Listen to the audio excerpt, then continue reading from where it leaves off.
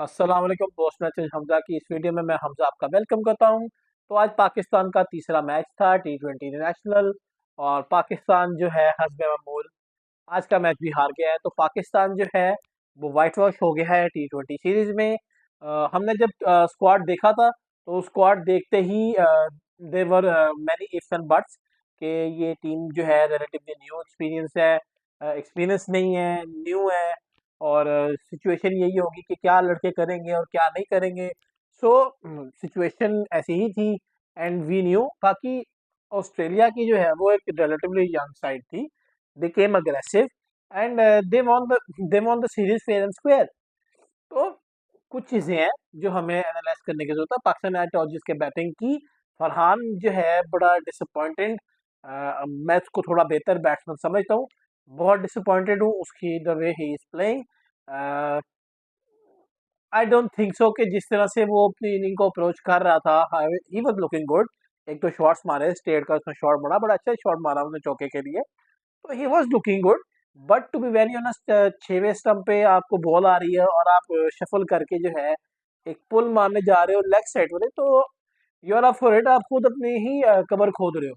और एग्जैक्टली वही उसने शॉट खेली। तीनों मैचों में उसको कोई एक्स्ट्रा ऑर्डिनरी बॉल नहीं पड़ी, he just throw his wicket away. और ऐसा नहीं होना चाहिए, but to be very honest I am extremely disappointed with himself. और कहीं ना कहीं उसकी गलती है। एंड उसके बाद सिचुएशन ये थी कि पावर प्ले जब खत्म हुआ, तो पावर प्ले जब खत्म होता तो स्कोर होता जी 60 run for the loss of 1 wicket, जो कि बहुत अच्छा था और बहुत अच्छी चीजें चल रही थी। लोग इट वाज लुकिंग लाइक कि पाकिस्तान आज 170 180 तो करेगा ही करेगा। बाबर भी अच्छी फॉर्म में था। तो देन हसीबुल्ला आउट होते हैं and to be very honest, Haseeb उस टाइम वो चीज फील कर था। उसने 3-4 चौके मारे थे and he was trying to be aggressive, which is okay with me, कि at least he was trying to pile up the run rate. But to be very honest, out हुआ। उसके बाद आते हैं उस्मान खान। अब उस्मान खान पे मैं पहले भी कह चुका हूँ, ही is not a good batsman at all. I don't think so I have seen a worst technical batsman to have played for Pakistan in my entire life. Yes, he is aggressive. He can hit shots. We saw in the previous match that what he attained with his batting performance. But to be very honest, let's be brutally honest, he needs to work on his fitness, and he is lacking surely, but very poor batting technique. I mean, the ball is somewhere else. The ball is on offside. He's going towards leg side and he's trying to play a shot towards offside with the cross bat angle batted, and just the hell I don't know what the hell I should say about this. सीधी बात है, let's be very honest, सीधी बात है कि आपको क्या खेलना है, आप क्या करना के चाह रहे हो। आप बाहर इतने आप निकल रहे हो, रूम दे रहे हो अपने आप को, रूम दे के इसने छठे सातवें बॉल पे किए, स्टंप पे किए, तो आप जब क्रॉस एंगल में खेलोगे तो एज ही होना है। इससे बेहतर ये नहीं था कि आप वो वही आप जो है वो अंदर रह के अगर बॉल खेलते, आप वही बॉल चौका या छक्का मार सकते थे। तो पॉइंट क्या है इतना अग्रेसिव होने का जब दो आउट हो चुके हैं ऑलरेडी। तो कहीं न कहीं मुझे मैं यही कहूँगा, उसको जो है 2 साल, कम से कम 2 साल नीचे खिलाएँ first class. He needs to play first class, जैसे आज़म खान को आप खिला रहे थे। 2 आज़म खान ने परफ़ॉर्म तो नहीं कर रहा वो पाकिस्तान टीम के लिए, लेकिन he needs to realize that he has been given a big opportunity and he is on a silver spoon. उसकी परफॉर्मेंस इतनी खास नहीं है।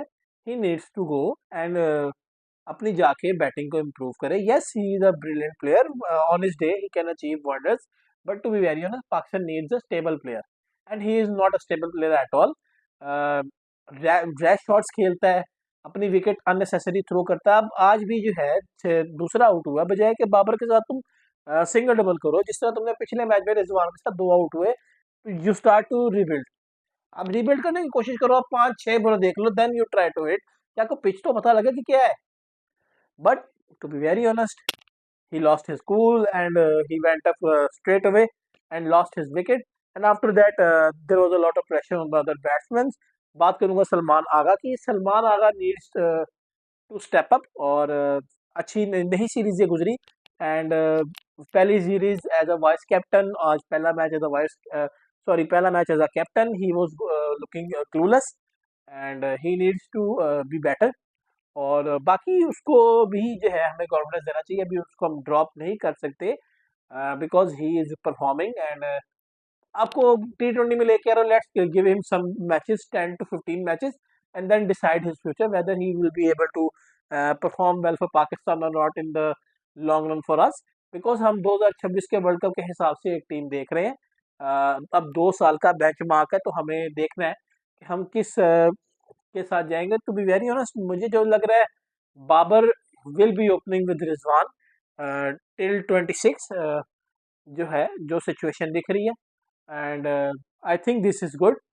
वन डाउन पे आप कह सकते हो, मैं यही कहूँगा वन डाउन पे फखर होना चाहिए, बिकॉज फखर की क्लास थोड़ी अलग है, and Usman Khan is nowhere near to it. Two down आपका जो बैट्समैन खेल रहा है वो बिल्कुल सही है, उसको आप खिला सकते हैं, हसीबुल्ला को ऐड कर लें बेशक यहाँ पे। लेकिन जो बात आपकी आती है, जो हम अगला बैट्समैन खिलाएंगे उसके बाद 3 डाउन, तो मैं यही समझता हूँ, मैंने पिछली भी वीडियो में कहा कि अगर is going to be your future number 3, sorry number 5, so उसको भी टाइम देने की जरूरत है, उसको मौका दें। एंड अगर वो परफॉर्म नहीं करा, then he should be remove from the team, because यही है, और he must perform, otherwise he has no place in the team. And उसके बाद Babar Azam was looking good, आज अच्छी बैटिंग कर रहे थे, आज अच्छे फ्लो में थे, आज अच्छे रिदम में थे, बट जैसे ही विकेट्स गिरी, he had to go in his corner and start to rebuild the innings. He tried to rebuild, and after that time when he wanted to accelerate, unfortunately he himself yogged himself by stepping out, and the result was that he got bowled by Zampa. Yeah, he is having some technical failure issues. Uh, he's having some failures against spinners, or how to play spinners. But he has to rectify his mistakes, whatever mistakes he is doing at this moment, because the Pakistan team really needs him. He's a kind of better that if he gets on fire, he can single-handedly win you games. And he has recently, or previously, won you many games. I don't have to mention that those matches, because he has won us many matches, or has what you can say is that he has rescued us from a very bad situation, which we were put in by our rest batters. So he is the best batsman Pakistan have got, and Pakistan surely should be looking to rebuild according to him. And let's see what goes forward.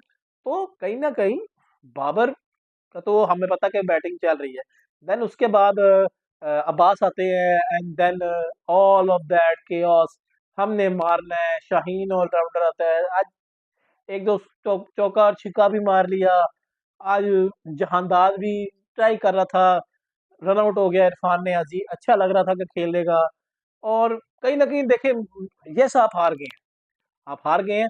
But to be very honest, मैं आज के match में positive देखूंगा जहांदाद खान की bowling, and Jahandad Khan की bowling, Sufiyan मुकीम ने भी अच्छे बॉल किए हैं पिछले मैच में। So in this series there has been lot of positive for Pakistan, we shall look into it. Yes, we have given young blood a chance in very difficult series, you can say, because we have not won any last 6 matches, sorry, last 7 matches, we have lost from Australia. So this tells you how dominant Aussies has been over Pakistan.